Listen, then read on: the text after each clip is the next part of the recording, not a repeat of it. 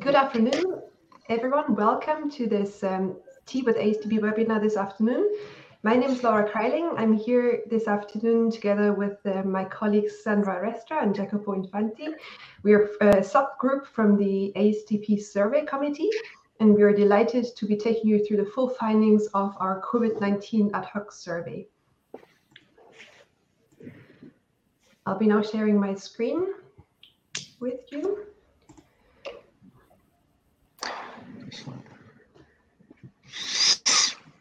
And let's get us started. Today's webinar we structured in 3 parts. The first, in which we would like to present to you the main survey results. In the second part, there will be a best practice sharing, an interactive session with survey respondents.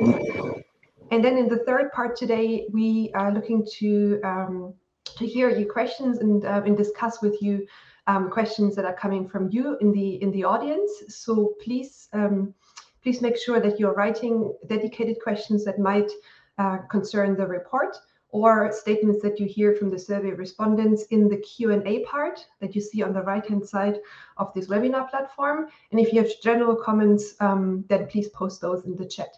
But once we reach the Q&A part with the audience, the third section of the session today, we will look at the Q&As directly to find your questions, and then we will relay them amongst our group to address them. And we are very much looking forward to hearing your feedback and to also discuss with you the insights and to then take it from there. So these questions will be in writing, and please post those in the Q&A part of the webinar. So on the first slide that you see just now in the overview, there's a timeline of the different activities that were conducted leading up to a final report that we recently published. And actually, the entire story started in May 2020, shortly after the COVID-19 pandemic hit most of the globe. And there was an early Tea with ASTP webinar, and where we sensed that we needed to find a way to better understand how the pandemic has impacted the knowledge transfer community. And therefore, between July and September 2020, we, as an ad hoc team from the survey committee, developed this survey which gathered data from 252 respondents from a total of 31 countries. These were 26 countries within and 5 countries from outside of Europe.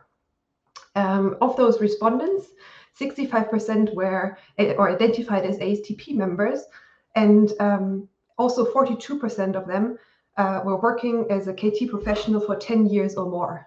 So we thought this would be important for you to know a bit about the who our survey respondent population was like.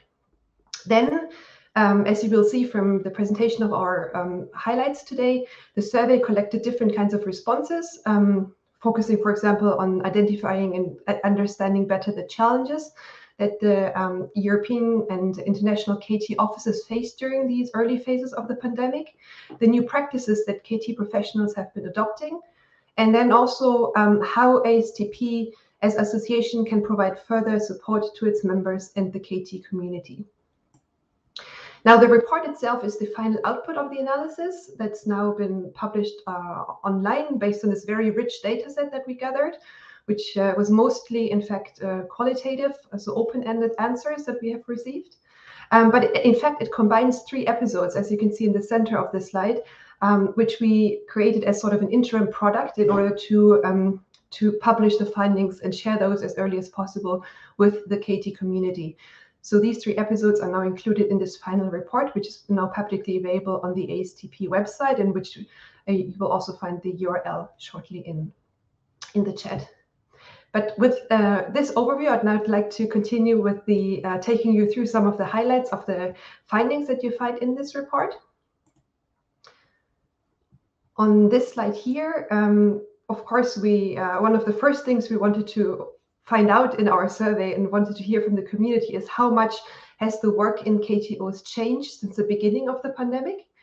And the aim of this question was to assess the current situation of the KT profession during the COVID-19 pandemic. The question itself was asked as a rating scale from 1 to 5, And the overall finding was that for 90% of the respondents, they reported a change in their activity.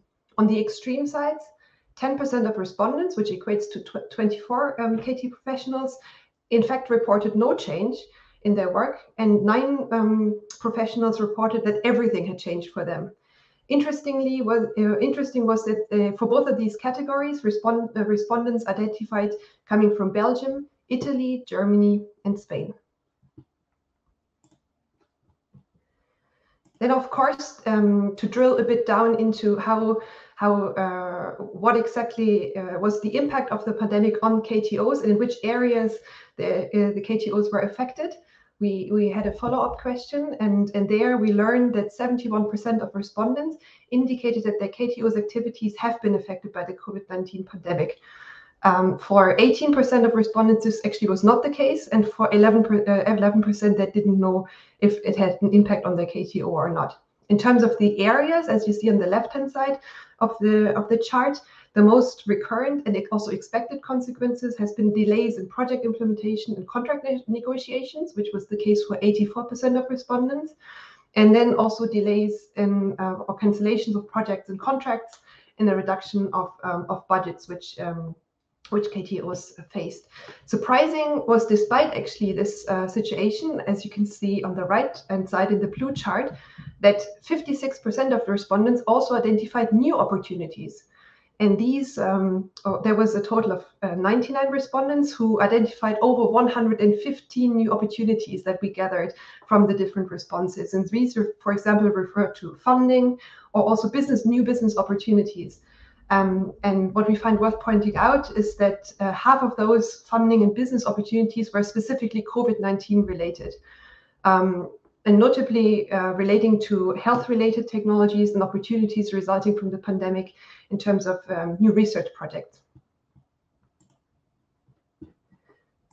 And of course, as you all know, the KT profession is a very relationship-driven one, and therefore we also wanted to investigate the pandemic's impact on the level of engagement among KTOs and their partners. And so there was a ranking question to rank the extent to which these were impacted during the pandemic. And there were also a rich set of comments that we received, and these answers were highly diverse, which we categorized roughly, where we saw that 50% were rather negative comments. And these particularly pertained to relations with new partners, which was the case for 44% of respondents, and also existing business partners, where this had rather negative impacts. At the same time, no change was reported by 50% of respondents in terms of their relationships with existing industrial partners, and also for 54% on existing relationships with research partners.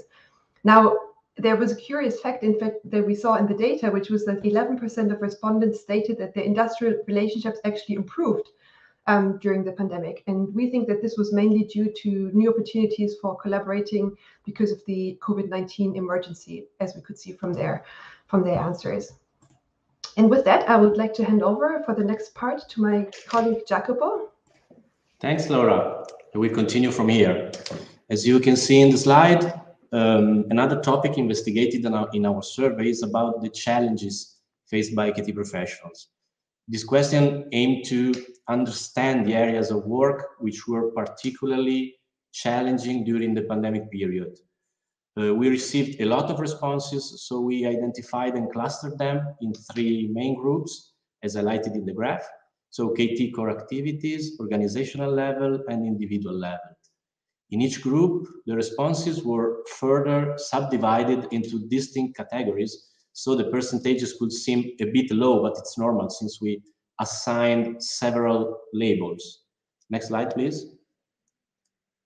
So, going into the details, in terms of external challenges, those emerged in the survey can be defined as a direct consequence of the lockdown that, as everybody knows, impacted on social and business interactions, but also on the investment behavior of industries.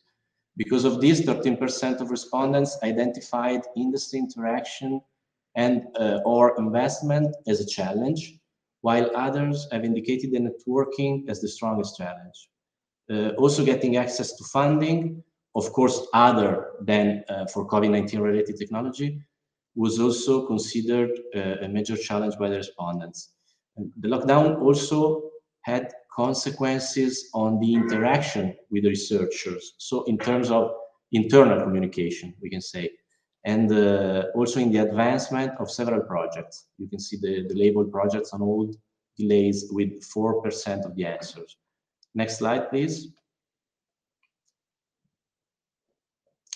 Also, the KT offices as organizations faced many challenges, and 10% of the respondents reported challenges to maintain different types of activities at the KTO. 9% indicated that digitalizing operations was challenged, and furthermore, as easily deductible from the graph, the pandemic affected the dynamics and the performance of the KTO's teams in several aspects, such as teamwork, HR management, communication, and so on. Next slide, please. The challenges on the individual level were not necessarily specific to the KT profession, but rather transversal in terms of scopes. And in our survey, 15% of respondents indicated that they were struggling with remote work, while 7% found it hard to maintain a balance between work and personal life. 6% considered the workload in these times the challenge. We can move to the next slide. Another important aspect investigated in the survey refers to the help and assistance needed by KT professionals. And when answering this question, the survey respondents gave insights about what was needed in order to overcome the challenges the profession has been facing. And even in this case, we tried to cluster the answers in subgroups. Responses related to help from external parties and responses focusing on internal help, while some other responses provided none or unknown help needs. Next slide. Okay, so going deeper, the majority of respondents indicated the need for different kinds of external help. In particular, 19 respondents mentioned the need for more activities run or organized by ASTP. And by the way, I think that this highlights the importance of our organization. Other 19 respondents underlined also the urgency for an exchange of best practices. 13 people indicated the need for training. Some others had a need for funding, and others expressed the need for advocacy or lobbying in favor of KT. So this is basically the overview of the comments referring to external help. Next slide, please. But now, in addition to the help and assistance from the external parties, KTO professionals indicated several ways in which they could help themselves. So here you can see that some respondents mentioned making use of digitalizations, others estimated the need for more resources, 10 proposed improving management practices, and other respondents estimated they need internal support from other departments or governance structure in their institution. Next slide, please. And let's now talk about the expectations of KT professionals. In this case, the question was, what do you think should PROs and governments do to support KTOs in the context of the COVID-19 pandemic? Out of 156 respondents, 37% highlighted the importance of funding to support KTO's activities. And these responses underlined the importance of the stability of funding, of the flexibility of funding terms, and the for ad-hoc COVID-19 funding. Digital transition of KTOs was the second most cited aspect with 11%, and the responses addressed also the simplification of the procedure, basically, in particular through the digitalization of the bureaucratic aspects of the job, and stressed the importance of providing a flexible and sustainable digital work environment. 10% of the respondents stated that PROs and governments could do nothing or nothing more with respect to what is already put in place to support KTOs in the pandemic context. And then we have the importance of KT awareness among PROs and governments that was raised by 8% of the respondents. And they underlined the need for acknowledging their work. And you hope that PROs and governments will better understand the situation in which KTOs are operating in this context. And finally, 7% of the respondents affirmed that PROs and governments should put in place strategies to support the research activities carried out by PROs in order to indirectly support KTO's work. So basically, this is what emerged in terms of expectations. Next slide, please. But the survey also aimed to get feedback from the KT community concerning their outlook for the next 12 months. This question provided a scale from 1 to 5, in which 1 means more difficult, 3 same as before, and 5 bright future. And as you can see, more than 40% of the respondents estimated both their work and the work in the KTO to be harder in the near future. Harder because 40% is a combination of the categories more difficult and difficult. But now, since we are curious people, I officially launch a poll in which each one of you can vote what you expect for the next 12 months. It is important to compare your opinions today with the results we had in our survey, since our data are a year old now. So, do you think your future will be more difficult, same as before, or brighter? Please vote on the platform that you can see in the screen. And do not hesitate to write in the chat box if you have some technical problems. We give you 1 minute to vote, and then we can see the results live.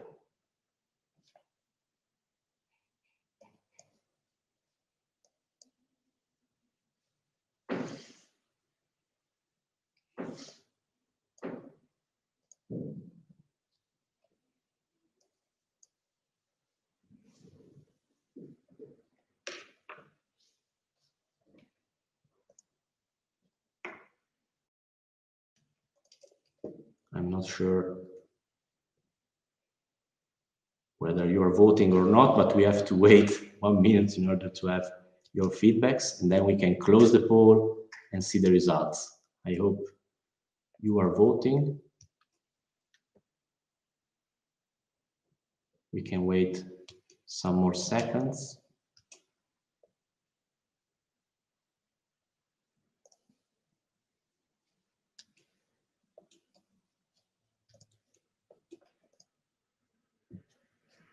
Okay, I think that we can close the poll and see the results.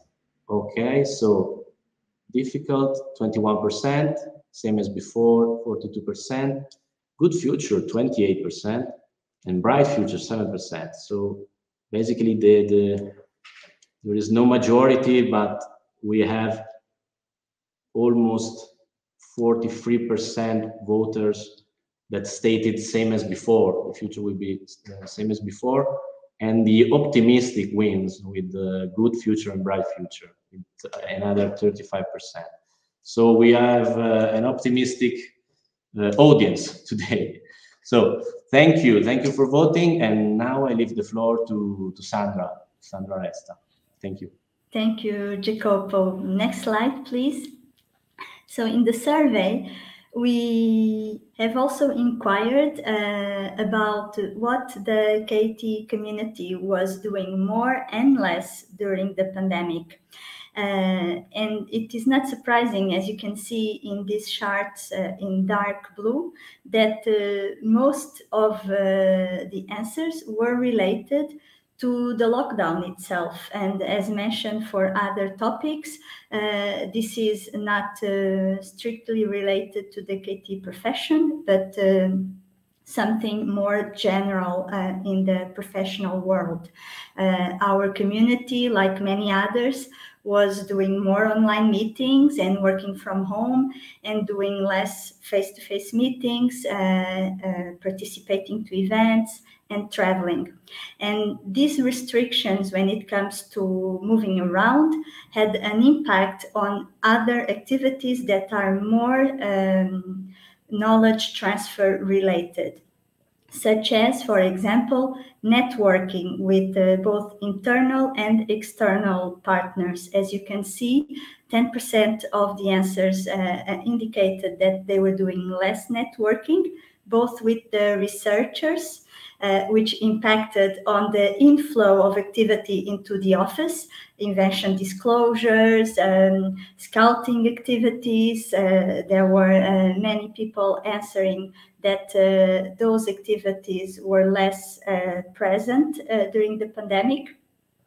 And networking with external actors, such as industry partners or investors, led also to a decrease in the activities related to IP exploitation, such as contract negotiation or support that we give to the spin-offs of the PRO we are working for.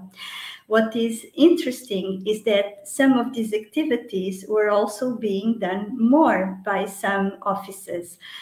For instance, when it comes to inflow, some answers indicated that they had more invention disclosures because the researchers, not being able to work in the lab, they were more available to fill in the invention disclosure form and send it to the office. And when it comes to IP exploitation, it seemed to us from the answers that those that were doing it more, this was a direct impact of other activities that were being done more, such as dealing with technologies that enabled fighting the COVID-19 pandemic, new diagnostics, new treatments, for example, and those had to be transferred to industry, and therefore led to an increase in activities related to IP exploitation. What the community was also doing more was implementing digital solutions for everyday business at the KT office. For example, processes that allowed for digital signature of different documents, or transferring some activities, such as training, for example, into a virtual setting. Next slide, please. So we have also inquired about new practices being adopted by the knowledge transfer community. The question intended to know if the respondents were adopting new practices themselves, or if new practices were being adopted by their colleagues, or if no new practices were being adopted. And the general answer here is a sound yes. 79% of the respondents indicated that either themselves, their colleagues, or both were adopting new practices, with only a minority of 7% that didn't know if new practices were being implemented, and 14% that indicated that everything has stayed the same. Next slide, please. So again, the comments that we had on this question have been analyzed and categorized with different labels. As you can see, 57% of those new practices were concerned virtual meetings, 26% concerned the way we were working from home, etc. Instead of going through all this in detail, which you can read in the report, we have chosen to bring a few of the respondents here on stage today so they can share these new practices they have adopted and implemented in their office today with us. So in the next slide, you can see the list of our guest speakers that Noeline will be bringing on stage now. We have Peter Cullen from Maynooth University in Ireland, Emma Elliott from Edinburgh Innovations in the UK, Paula Sousa Pais from CISECO's Interface Unit in Portugal, Robert Goodfellow from 511 Innovation Limited in the UK, and Tomas Justin from Joseph Stefan Institute in Slovenia. Thank you all for being here today and welcome. As we mentioned before, you have about 5 minutes to explain to us these best practices that you are willing to share.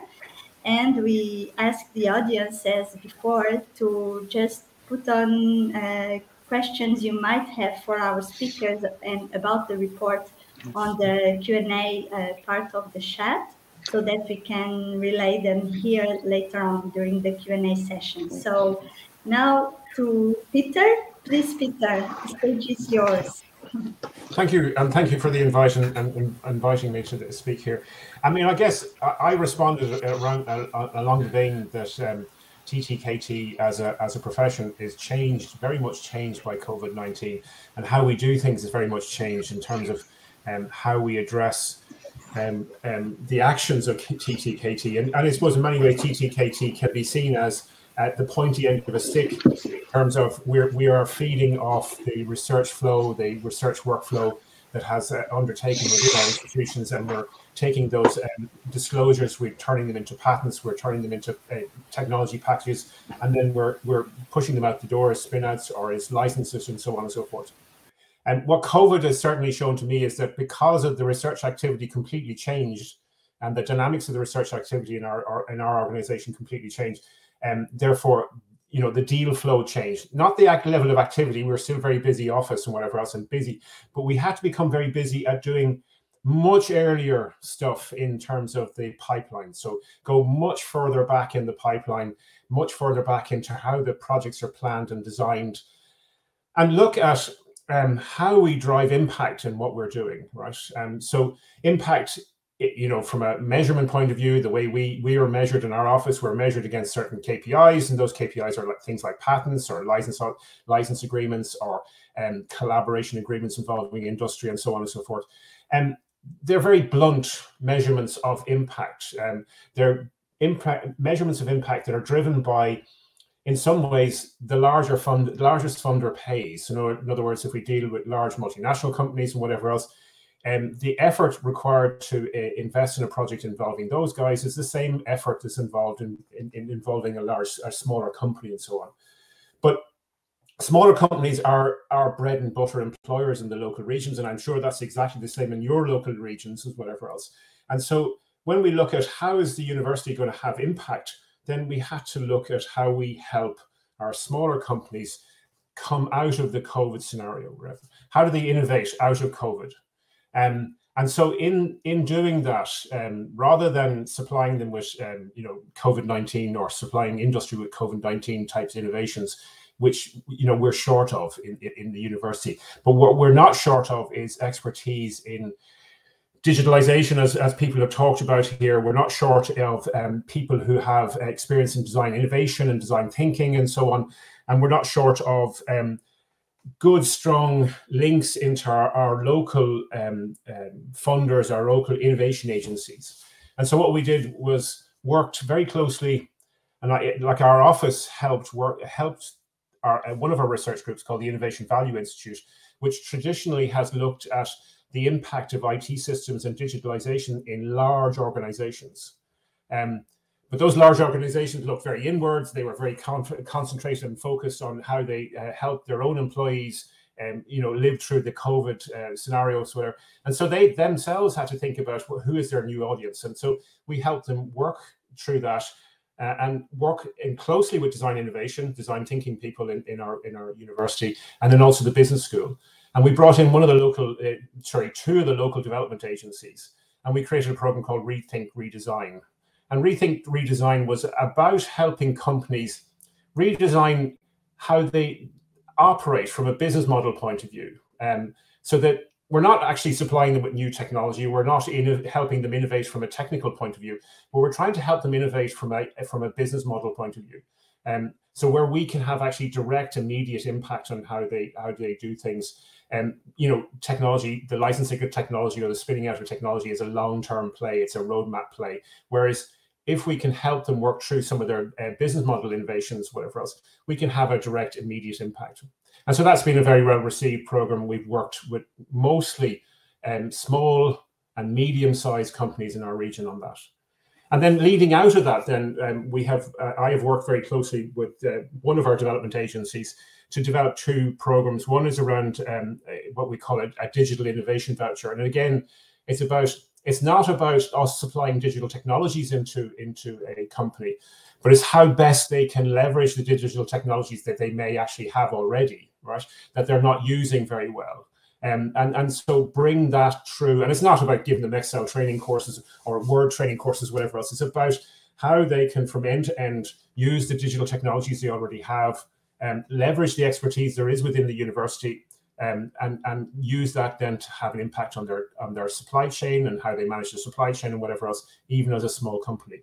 And then the other one we've looked at is a challenge-based innovation voucher, where a company will come to us with a challenge. They have a technology, innovation, digitization types challenge, and there's a level of adjudication on this. So we adjudicate this challenge if they come to us, and then what we'll do is we'll try and put a package of, now within a bounds of innovation voucher. So this is €5,000 of activity, but within that €5,000 worth of activity, we might there might be a computer scientist brought on board, there might be a design thinker brought on board, and we'll try and design a package of technical tools or innovation tools that we can bring to them and help them walk through a problem and a challenge that they have, a particular challenge they have in their industry. So that's why we've tried to look at the impacts that we have in our local region, rather than these licenses and patents and whatever else. And the hope is that the long-term hope from my point of view, and the desire from my point of view,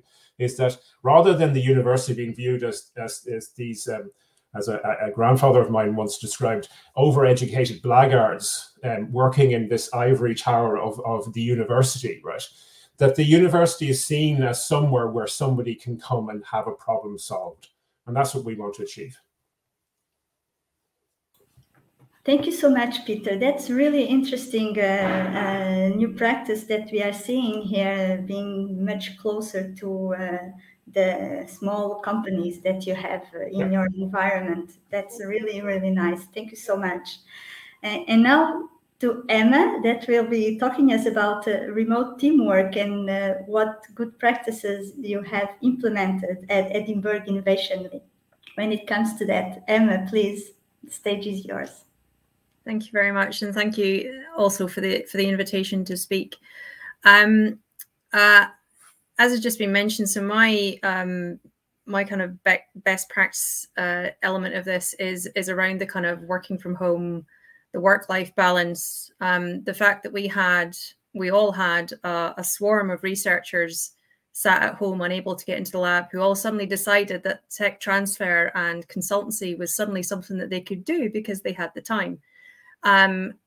That obviously directly impacted on expectations. I would have said very, very heavily impacted on expectations from us, from the staff.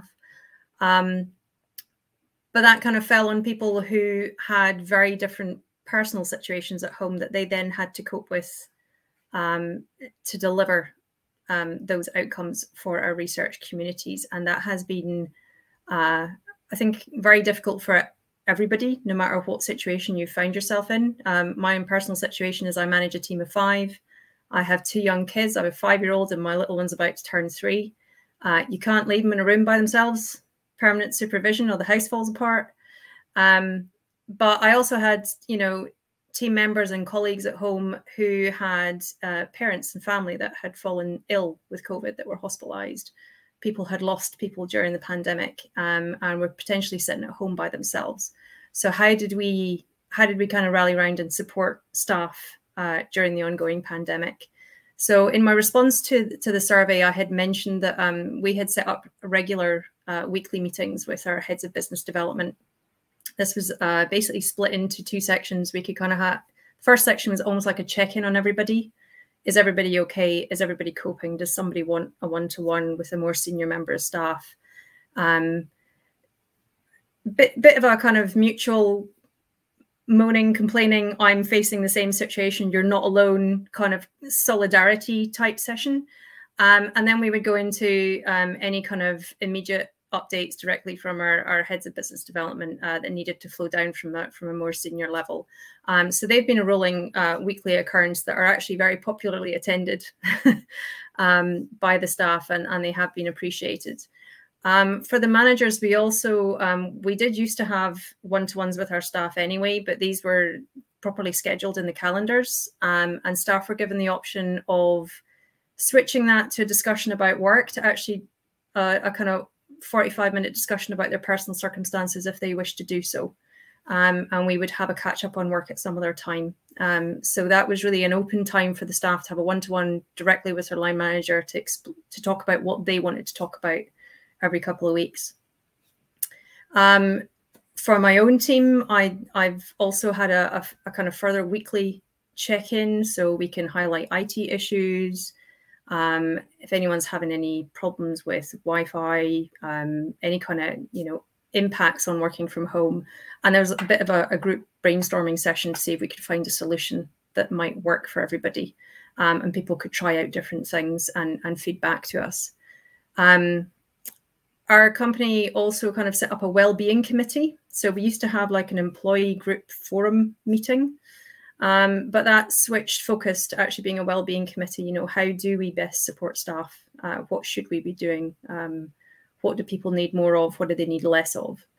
Around that, what we did actually implement was full flexibility around working, so working hours. Staff were allowed to work around other commitments, irrespective of what they were. And in extreme cases, they were allowed to say that they just weren't able to take on work, and the rest of the team would rally round to pick up the slack, basically, for those of us who had a little bit more capacity.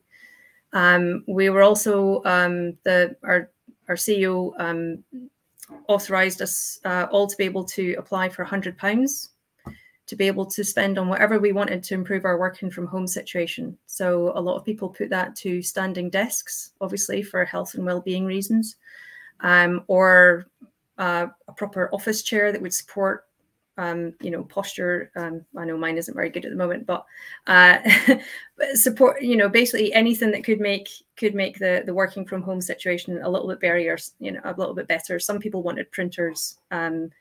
There's no recall on any equipment that anyone purchased with it. It's there, it's in your house, it's not coming back into the office, and that's it. Because staff did sometimes change our one-to-one sessions as more of a personal check-in and a personal confidential conversation about their situation at home. What we did ask staff to do was to send their managers a weekly bullet point email, just what they'd been working on that week, as well as keeping things on track, because the constant bleed of day-to-day things can kind of slip a little bit. What it did was flag up particular files that weren't moving, that maybe just needed a little bit of extra help, a little bit of extra support to get them over the line. Because we did realize that it can be, you know, I mean, some of our work does take a bit of time, but having something constantly on your desk can be quite demotivating for somebody. So just trying to make sure that nobody's sat there with the dreaded, I don't want to switch on my email on a Monday morning, you know, trying to get around that situation for them. That was a focus for us as well. The other issue that we have had has been around encouraging staff to take annual leave.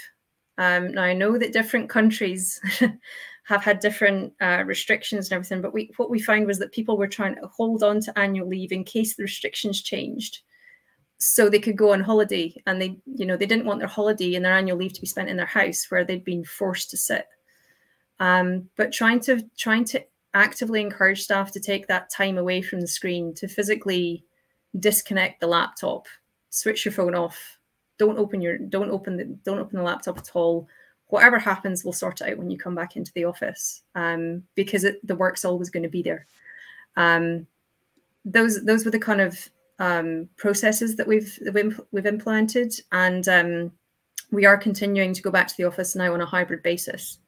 It's a very stark shift from where we were before, where we physically had to be on the ground, but the hybrid basis has actually been appreciated quite a lot more by some of our research community. So yeah, we're back in the office part-time, but we'll be continuing on a hybrid from now on. Thank you, Emma. That's very interesting. I retain mostly that it was a very human approach that you had, very empathetic with all your staff. So that is fantastic. Thank you for sharing. And still on working from home team, we have Paula Sousa Paes that has a different experience when it comes to that. Paula, can you tell us more, please? Hello, everybody. Thank you also for the invitation. Well, I guess that my experience may not be that different, but we also were overwhelmed with requests because, as you said, researchers were at home with no access to the lab. We are a material research center. Therefore, access to the lab is mandatory for most research activities. And then when researchers found themselves at home with lots of more time to go through their ideas and their plans and their projects, ideas, patterns, hypotheses, we were flooded with requests. This was really a challenge because as we were dealing with all these management issues relating to working from home, trying to set the pace, trying to understand how we could do it more efficiently, we were being overwhelmed by this amazing quantity of requests by our researchers. This really was very hard to manage, as we didn't have quite the support of the institution in its overall, because I think that it was a very specific thing between TTOs, because everybody was almost at home, and in most of the offices the work has slowed down. But in our case it was quite opposite. So we were facing a situation that almost the university was not facing, and there was kind of this situation where we couldn't answer the phone because we were very busy. We were at the meeting, at the team meeting, so at the Zoom meeting, sometimes 2 meetings at a time, and then people phoned us and we could not answer because we were on other things, and people didn't understand it. But what are you doing? You're at home. Doesn't it slow down now? We said, no, it's quite the opposite. We are facing now an overload of work. So this was difficult for most of the first semester of the pandemic. And then I think that people catch on that we really were doing a lot of work, and that they really needed to understand and to give us some space to be able to answer them. We didn't face, I don't believe that we had difficulties in connecting with our researchers. I don't know, maybe it is because we work at different buildings on the campus, and we are very trained to do things by phone, by Skype meetings, and etc. And for us, it was with researchers, it was a very easy situation to deal with. Among ourselves, it was not that easy, but as I mentioned on the report, we find tools. We use Team, Microsoft platform, and we really explored it and tried to make the best of it. And we do a lot of share screens, and did manage to get along for most of the parts of the management situations that we found. One of the problems that I didn't expect it, that I understood with time, was that relating to training, because we had one, we are a team of 5 people also, but one of our elements is relatively new. So it was only, I think, 4 months on our office when the pandemic started. And we tried to help him get on with the work and try to train him on this virtual situation. But I didn't expect it to be as hard as it was, because I understood now that most of our training is done in a very informal way when we communicate in an open space. So we are always talking to each other, and this is how the knowledge of what we do is passed from one another. We don't have flow sheets very detailed. We didn't have, now we have more. We didn't have a lot of things that could allow someone to better understand what was the process without when it was by itself. So we needed to put that on paper. This was another surplus exercise that we needed to do. And it's still, I think to this moment, one of the things that I think it's more difficult for us to do, because I think that really training one person that is at home, we have 2 people on our office that maintained the work from home, because we have him and I have risk-related COVID issues, health issues. So we need to stay at home. We cannot join work. The others did go back to the office, and we too remain at home. And this is very difficult because even with all the strategies that we try to imply to put him at our level and with our knowledge and with our expertise and strategies, it's very hard to pass this kind of expertise to someone only by remote team meetings. And this is a very day-to-day, minute-to-minute situation. Yes, it's not easy, I imagine. I guess we will have the opportunity to discuss it further during the Q&A session. I'm sorry to interrupt you, but we are running out of time. Okay. I would like to give the floor to the next 2 speakers and also invite everybody to please put your questions into the chat box so that we can relay them here during the Q&A. Back to, thank you, Paula, for your sharing of these new practices when it comes to working from home. It's not easy, we all know it. And back to knowledge transfer activities and our ability to transfer them online. I'm asking now Robert to share with us what practices did he put together when it comes to digital services. Okay. Thank you very much for the invite. Very honoured to actually be here. I think the presentation that I'm going to, and the things I'm going to talk about today, very much mirror what is in the survey report and the slides from earlier on. My fundamental business model has been to go and meet universities, talk to their technology transfer offices, understand what they do, help their researchers to commercialise their IP.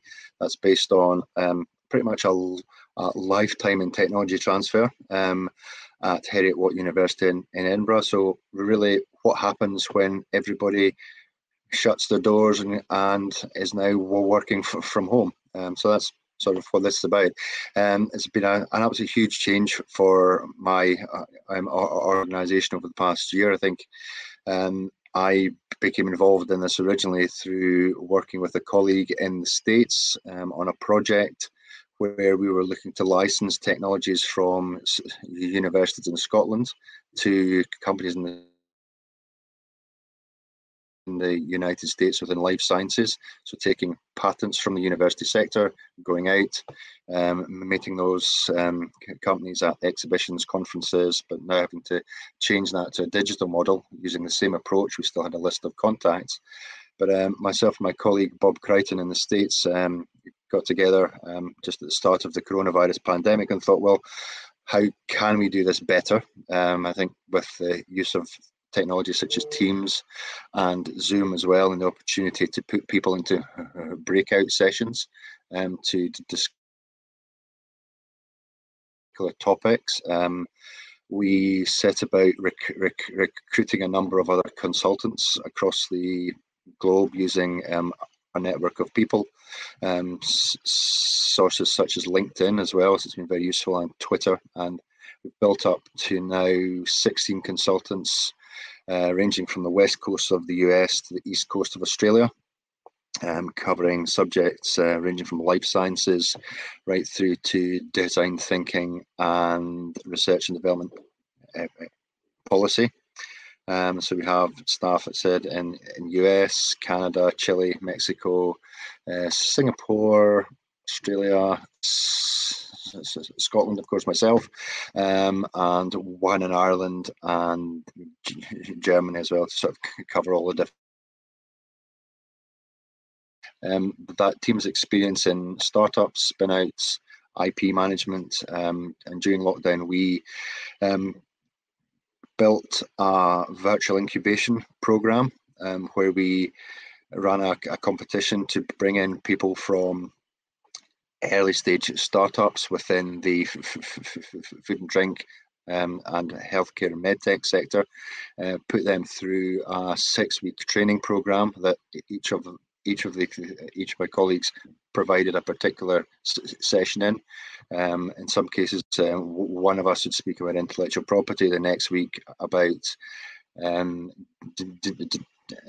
design thinking, the next week a course on finance, and at the end of that was to get them to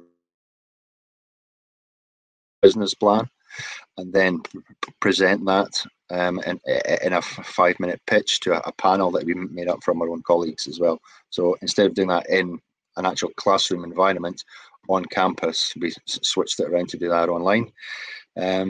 So other exciting things, running design thinking courses with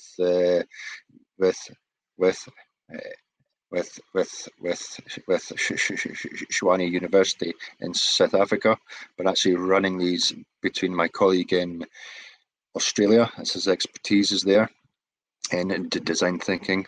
So they're working in parallel, and how it works out, I think he's giving the training courses at 7 at night due to the time difference between Australia and South Africa.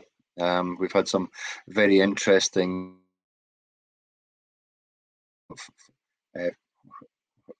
fortnightly team meetings where we all discuss our opportunities and where we're up to. So you can imagine trying to coordinate between California, the UK, and Australia. So you have the Australians, it's the early morning, and they're having a nice ice cold beer and a barbecue in the evening, and we're sitting at home working, and the guy in California has just been surfing. So it's quite an interesting mix of people.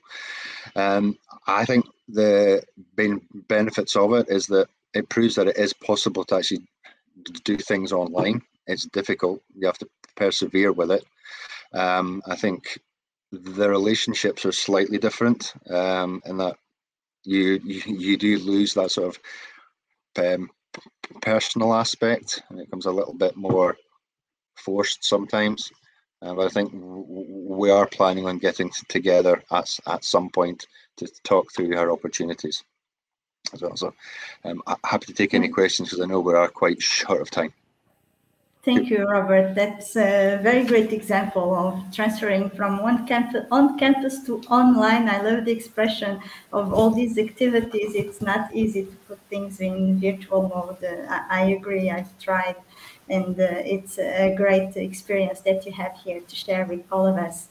The 5th person guest speaker in this panel is Thomas Justin, and he has mentioned some best practices on using virtual meetings in order to engage with the different kind of partners, and we are looking forward to hear you, Thomas. The floor is yours. Thank you for being here. Okay, thank you for the invitation. So I will share some digital best practices of our technology transfer office at the Joseph Stefan Institute, which is the leading public scientific research institute. So we have a huge pool of knowledge and technology to transfer. So at our KTO, we have had a decades-long tradition of supporting technology transfer via visiting a delegation of the company, and vice versa, the companies and the representatives coming as via B2R, business to research meetings at our institute. So we used on-site targeted company visits as our major channel for technology transfer. So this our targeted on-site company visits included both independent technology reviews, assessment of technology challenges, and requests of the companies. So immediately after the first lockdown, we realized that companies might have more time to address issues because their activities were limited. And we also realized that any period of diminished activity will have severe negative consequences on the companies and the overall economic situation in the country. So we decided to immediately assist the companies in this very crucial pandemic period. So we immediately shifted company visits and thematic V2R meetings online. So we actually digitized our documents, our work, and also technology due diligences or independent technology reviews, I would say online. So our KTO has undergone the digital transformation.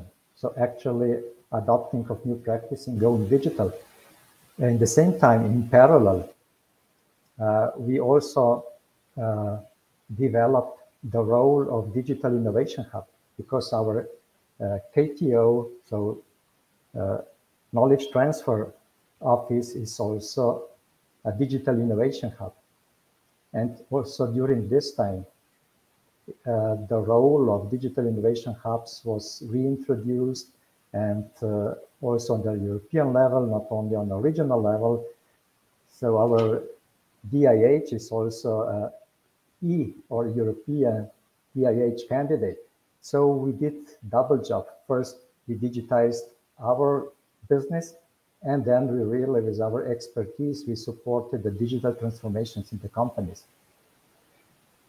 And definitely also after the first and the second lockdown, and we have just entered the third one, we used the best practices from the first two lockdowns and with the new digital, I would say, practices we introduced. Because this virtual company visits or company meetings actually diversify the ways in which we can approach them. So we were ready to assist in any time frame, any time scale, any group or rotation setup required. So our service become more resilient to the changing everyday conditions and more reliable everywhere. So we still continue this practice, combining, for example, let's say in a hybrid way, combining virtual and online meetings to identify companies' challenges, to, let's say, address their challenges. And then with the on-site meeting, then we are trying to find whether the feasibility of technology solutions we can provide to the industry. And definitely, we increased our productivity, also measured in the number of contracts signed for the technology transfer. And I'm not mentioning here all other activities of our KTO, which are the scouting, mentoring, spin-outing, IPR protection, licensing, and so forth. Just focus on this very important channel for technology transfer, targeted on-site, nowadays, virtual company visits. Thank you. Thank you, Thomas. Indeed, it helps productivity not to travel so much, to go and meet people and to be able to do Zoom meetings back to back, which is tiring as well. So anyway, thank you very much to the five of you for being here today. It's now time for the Q&A. There aren't too many questions on the chat here written, so please don't hesitate to bring some more into the table. I don't know, Laura, if you want to take the floor here to start the Q&A session. I have a question, so you can give me the floor to ask a question to our guest. Thank you very much, Sandra. And yeah, thanks so much for all of you for these personal accounts and in these very concrete examples on how you and your work in your KTO have been adapting to these challenges in the past months.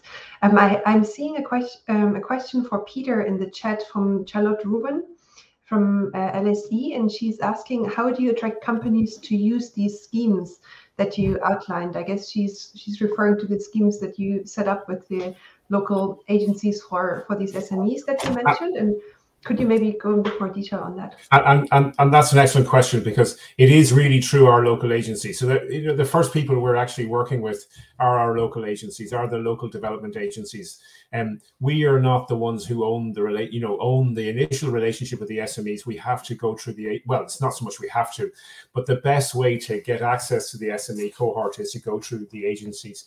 And so that's who we have strong, established strong links. So for instance, we have a business incubation center, like I'm sure you all have, but we also have satellite business incubators in our local agencies sites and so on and so forth. So we're using those agencies as our agent to get access to the SMEs, and then we take it from there. Great. That sounds like a very, very efficient approach to mobilize those and then tap into those networks. Is there any other question from the audience? I don't see any more comments in the Q&A part, and also not in the chat. Yes, Charlotte is thanking Peter for this explanation. And now, Sandra, what was your question? Actually, I was really touched by Emma's examples of dealing with remote teamwork, and I wonder what kind of feedback did you have from your staff about all those initiatives? Very positive, I imagine, but still, can you elaborate a bit on that? They have been positive. I can only really speak from my direct experience, probably on the weekly basis from my team and the wider business development team from my college. I think the ability to kind of come in and just get stuff off your chest and have a bit of a sounding board for colleagues that are in the same boat has actually helped people quite a lot. I should say with our bullet point weekly emails, we do get a few people that forget, so they need a prod every now and again, because they're like, oh yeah, it was on my to-do list, but I got stuck doing something else. And it's like, well, if you were closing off a contract or doing something like that, absolutely fine. Give us an update and just kind of send it in on the Monday morning. I mean, on the whole, it's been taken very well. What we have found, though, is as the pandemic has gone on, people are a little bit more reluctant to ask for the time that they do need, because they kind of feel like they should have gotten into the flow by now. They should have things in place to help them cope. But we do just have to keep reminding people that, things come out the woodwork. The pandemic is not over by any means. And I would rather work a few extra late nights than have somebody sit and struggle, really in a bad place. And I think most people in the company, and I think most people in tech transfer actually are very similar minded. Nobody minds pitching in for a bit if you know that a colleague's struggling. We've kind of all been there during the pandemic, and we've all appreciated the support that we've got from our colleagues. And it's just basically keeping that in mind. And also, getting people to keep it in mind, when you are responding to things like emails, with the digital format, it can be easy to misinterpret things sometimes. So sometimes if you've come out of a bad meeting, you can read something and take it in a bit of a different slant. Had you had a good meeting, you might have read it a different way. So just reminding people that before they react to things as well, especially with colleagues that might be having a hard time, just to try to check in, make sure they've got the right end of the stick. Because we're all basically going to work together as a team, irrespective of what happens. So yeah, at the moment it's been beneficial. It's been well received, and we are just continuing to look at what we need to do going forwards, if there's anything there. That sounds fantastic. Such a human approach and such a team spirit in your organization, Emma. That's really inspiring, I think, for all of us. I see a question from Laura McDonald from the ASTP team in the Q&A for the whole panel. And she's asking, are there key measures and changes you described today that you hope will definitely continue to remain embedded as the new normal for KT working? So that's a prospective question looking into the future. Could we maybe ask all of you, or see who would like to respond to that question from Laura. So I'll start by saying I was one of the respondents who responded things were going to be more difficult, or possibly more difficult. And it's not because I'm a pessimistic individual. I'm actually very optimistic. I'm pessimistic from the point of view, or I'm going to see things are more difficult from the point of view at that we're going through another funding cycle. So this comes back to this funding problem. So we're going through a funding cycle, and our funders still look at the old-fashioned KPIs, whatever else. So they, in fact, the next time around, they want us to focus on startups, right? But startups have a very long gestation. They're very serendipitous, and they may have absolutely no local impact at all, or no impact at all, in fact, full stop, right? And so my difficulty going forward for the next year is how can we influence this process to, inject some new thinking into this. And so it's not all about the flash in the pan that could be a startup, or it could be a wonderful flash in the pan, but it also could be a flash in the pan that disappears. So that's my problem for our office's problem for the next year at least, anyway.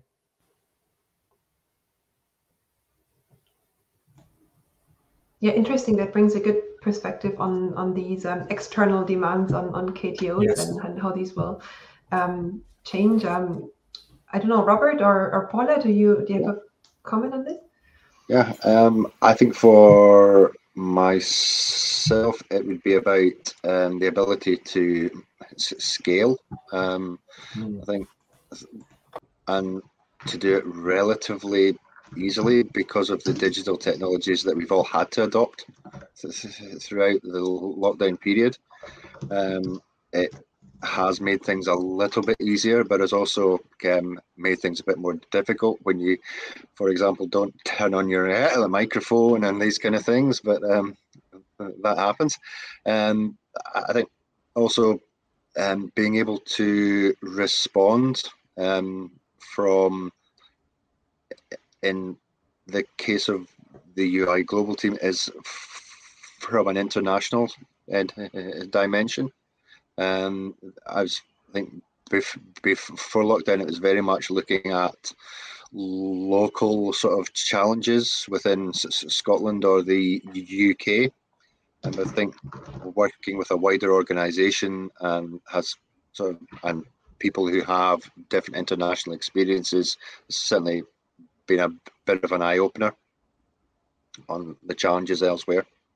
Yeah, I think that's been a very clear message coming from the examples you have stated, that you went from local into connecting with the entire world and establishing those relationships in a virtual environment. It's very, very impressive, and hopefully also inspiring for others to think and act local, but also become transparent and reach out to the international community. So thanks a lot for adding that to the panel and for sharing with all of us. And Tomasz or Paula, would you like to also comment on? Just to state, I also answered more difficult.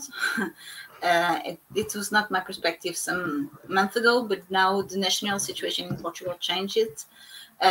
We are facing some restraining in terms of financing, some new doubts, new problems, and now we also need to change to a more broader perspective. So we are taking the opportunity to look more actively internationally, and we will keep on getting better on our online presence and try to use these tools as a means to reach out to other opportunities outside Portugal. This is for sure.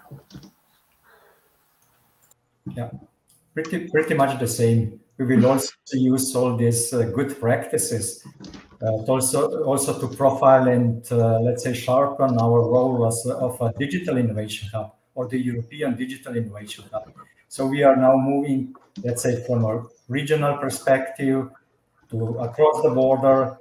So also this virtual company visits and the virtual meeting with the companies, also not just limited to the country, but also, let's say, pan-European approach. It's much more easier.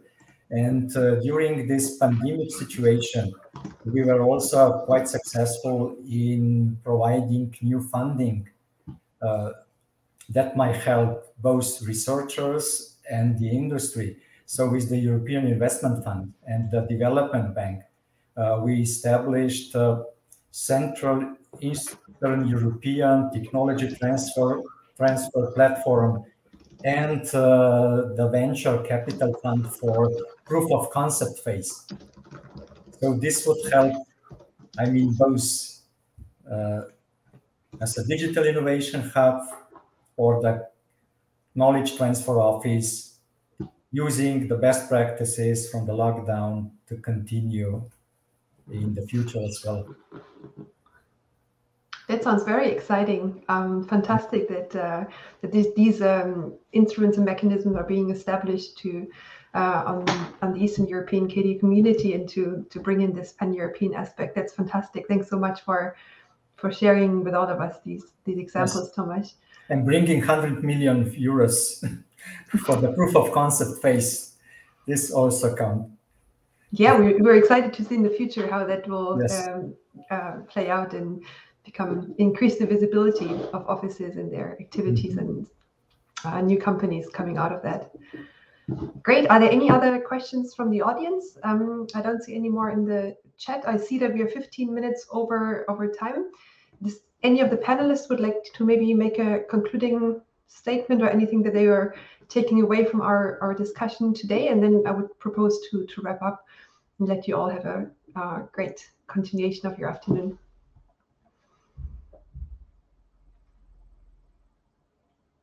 No, are you all happy? Then I would like to share screen for one last time to wrap up the session today. Thanking, first of all of our fantastic panelists for sharing all of us these accounts and the approaches that you and your KTO have been adopting during the pandemic, and then also going forward in discussing now with us how the future will look like. And so we from the team, from the survey committee, would like to thank you very much for participating in this webinar, particularly the 5 speakers, and also everyone who has responded, in fact, to this survey, which allowed us to analyze and see these insights that we have now been sharing with the full community. So please, the first action point for all of you is to please download the report, share it with your networks, and then secondly, the second action point is to participate in our annual ASTP survey. So I assume that most of you are aware that ASTP is conducting our annual surveys, and the one launched yesterday, in fact, is on the financial year 2020. So please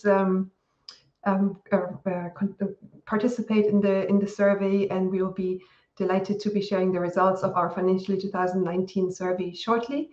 And don't hesitate to reach out to the survey committee by emailing us at survey@astp4k2.eu.